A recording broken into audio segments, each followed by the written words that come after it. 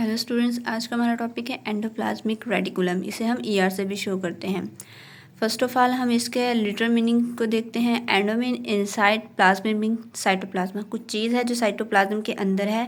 रेटि mean network and culum mean channels, network of channels present in cytoplasma. Network mean जाल and channels mean pathways, रास्ते जो कि cytoplasm के अंदर हैं। अब हम इसकी प्रॉपर डेफिनेशन देखते हैं। Endoplasmic reticulum is a interconnected channel that extend from cell membrane to nuclear envelope. Endoplasmic reticulum जो है वो आपस में मिले हुए हैं चैनल्स, पाथवेज इंटरकनेक्टेड है, आपस में जुड़े हुए हैं और फैले हुए हैं। कहाँ से कहाँ तक? न्यूक्लियर इन्वेलप से न्यूक्लियर मेम्ब्रेन तक फैले हुए हैं। ये देखें, ये हमारे पास है, ये है न्यूक्लियर इन्वेलप और ये हमारे पास है सेल मेम्ब्रेन। इन दोनों के दरमियान में ये हमारे पास एंडोप्लाज्मिक रेटिकुलम है जो कि एक्सटेंड हुआ है, फैला हुआ है। एंड देन हम इसके पास आ जाते हैं टाइप्स में। एंडोप्लाज्मिक रेटिकुलम की 2 टाइप्स है, rough endoplasmic reticulum and smooth endoplasmic reticulum. इन्हें हम आरईआर और एसईआर से भी शो करते हैं। जैसे कि ये है हमारे पास, ये हमारे पास एसईआर है और ये हमारे पास आरईआर है। अब इन टाइप्स को डिस्कस करते हैं। Rough endoplasmic reticulum, it is name because of इस रफ अपीयरेंस। हमने इसे रफ क्यों कहा है? क्योंकि इसकी अपीयरेंस की वजह से। इसकी अपीयरेंस जो है वो रफ है, खुदरी है। अब ये क्यों खुदरी है? Due to numerous ribosomes are attach to it, क्योंकि इसके ऊपर जो है वो राइबोसोम्स अटैच हुए होते हैं।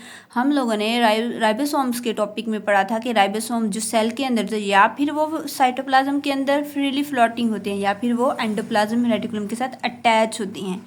सो राइबोसोम्स की वजह से जो रफ एंडोप्लाज्मिक रेटिकुलम है ये रफ अपीयरेंस शो करते हैं।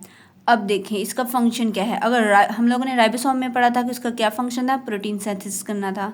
सो रफ एंडोप्लाज्मिक रेटिकुलम का भी यही फंक्शन है। Due to presence of ribosome, RER serve as function of protein synthesis, protein बनाते हैं ये। नेक्स्ट हमारी टाइप है smooth endoplasmic reticulum. It is name because of smooth appearance. इसे भी हमने नाम इसलिए दिया है क्योंकि इसकी अपीयरेंस जो होती है वो स्मूथ होती है। राइबोसोम्स इसके ऊपर अटैच नहीं होते।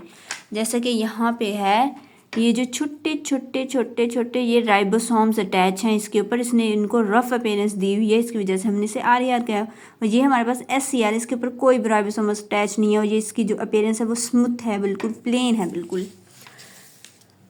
अब स्मूथ है। अब स्मूथ एंडोप्लाज्मिक रेटिकुलम के फंक्शन क्या है? Involve in lipid metabolism, lipid के मेटाबॉलिज्म में इन्वॉल्व होते हैं, इनकी तोड़ फोड़ करते हैं। Help in transport of material from one part of cell to another. ये क्या करते हैं? मटीरियल्स को सेल के अंदर ट्रांसपोर्ट करते हैं एक जगह से दूसरी जगह। और it also detoxify the harmful chemical that have enter the cell. अगर कोई भी हार्मफुल केमिकल्स सेल के अंदर घुस गया है तो ये उनके असर को ख़त्म करता है, डिटॉक्सिफाई कर देता है। तो ये आज का हमारा टॉपिक था एंडोप्लाज्मिक रेटिकुलम। इसके नाम से ही इसकी डेफिनेशन का पता चल जाता है। End mean inside, plasmic mean cytoplasma, reti mean network and culum mean channels. Mean network of channels है जो साइटोप्लाज्म में प्रेजेंट होता है और ये कहाँ से कहाँ तक फैला हुआ है? सेल मेम्ब्रेन से न्यूक्लियर इन्वेलप तक। हमने फिर इसकी 2 टाइप्स पढ़ी, रफ एंडोप्लाज्मिक रेटिकुलम और smooth endoplasmic reticulum. Rough endoplasmic reticulum को रफ क्यों कहा गया है? क्योंकि इसके ऊपर राइबोसोम्स अटैच होते हैं जो कि इसकी अपीयरेंस को रफ बनाते हैं, इसे खुदरा बनाते हैं। स्मूथ एंडोप्लाज्मिक रेटिकुलम में कोई राइबोसोम्स प्रेजेंट नहीं होते और इसकी जो अपीयरेंस होती है वो बिल्कुल पेल होती है, बिल्कुल स्मूथ होती है। अब इनके फंक्शन भी इसी वजह से डिफरेंट होते हैं। आरईआर जो है राइबोसोम्स की प्रेजेंस की वजह से ये जो है प्रोटीन सिंथेसिस करते हैं, जबकि स्मूथ में कोई राइबोसोम्स अटैच नहीं होते। इसके फंक्शन भी डिफरेंट है। ये लिपिड मेटाबॉलिज्म में इन्वॉल्व होते हैं, मटीरियल को सेल में एक जगह से दूसरी जगह ट्रांसफ़र करते हैं और अगर कोई भी हार्मफुल केमिकल सेल में इंटर होते हैं तो उसे डिटॉक्सिफाई करते हैं। तो ये आज का हमारा छोटा सा topic endoplasmic reticulum. I hope कि आप लोगों को समझ आ गया होगा ये टॉपिक। Thank you.